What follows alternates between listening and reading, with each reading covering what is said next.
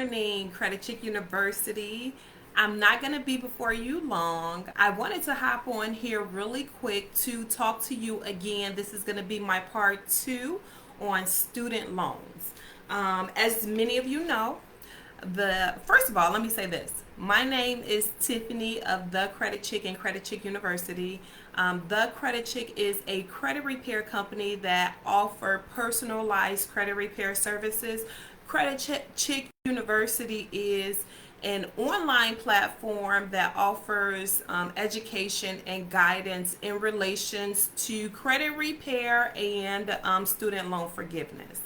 So today I wanted to hop on, and I'm not going to be before you long because I do have an 11 o'clock appointment, but I wanted to hop on here and give some more information and some more clarity on what options are available for student loans.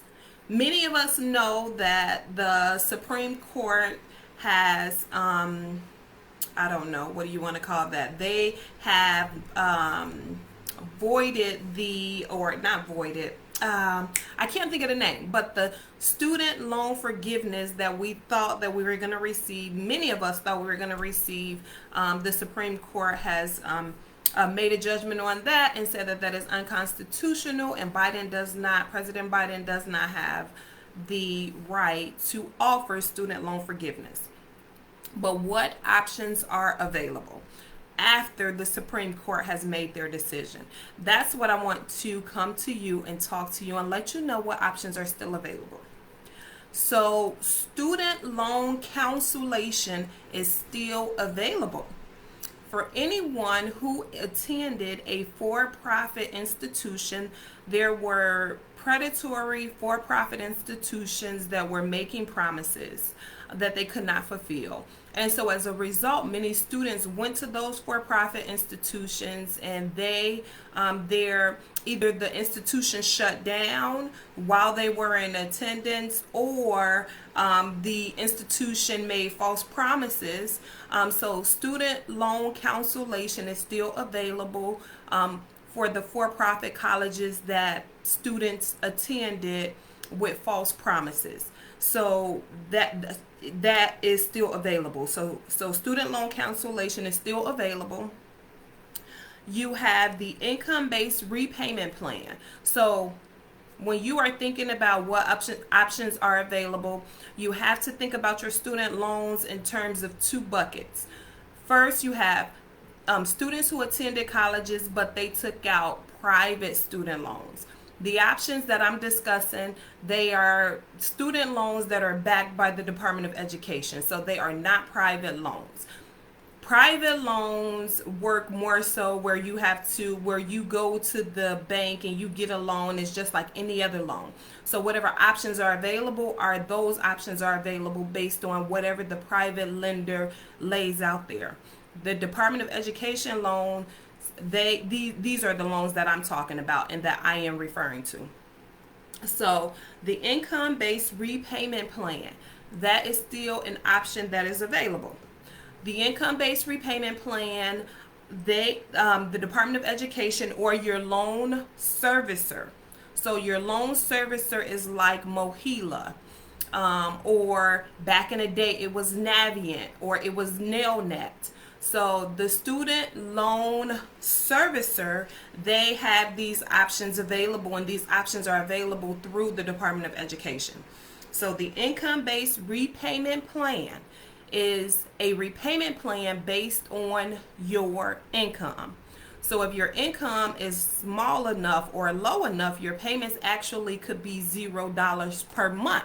And every month that a $0 payment is made to the account qualifies as a qualified payment. And that's what I'm going to talk about when I start talking about the public service loan forgiveness. But the income-based repayment plan is a repayment plan that is available for Department of Education backed student loans. The next plan is a graduated repayment plan. And so what that means is that as your income increases, your payments increases. But the payments are going to start out based on whatever level your income is. And there's been some changes also, but prior to the Supreme Court making their decision, your payments were based on 10% of your disposable or discretionary income. So that's the income after all your bills are taken care of. What income do you have left? And that's how your payments are going to be set up. So under the graduated repayment plan, whatever your income is and whatever the discretionary income is, that is how your payments are going to be set up. And it's going to be set up, but keep in mind that as your income increases, so does your student loans.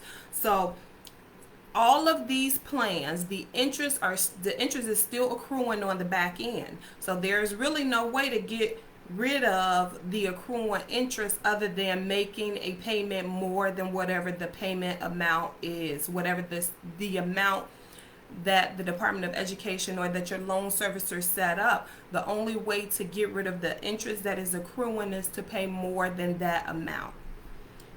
Finally, we have the Public Service Loan Forgiveness Program. Now, that is a program for individuals who work in 501c3 statuses companies. So they whatever job they work, it services the community. So if you are a healthcare worker, if you are a teacher, if you are a nurse, even if you work in a hospital as a janitor, the Public Service Loan Forgiveness Program is a program that you want to look into.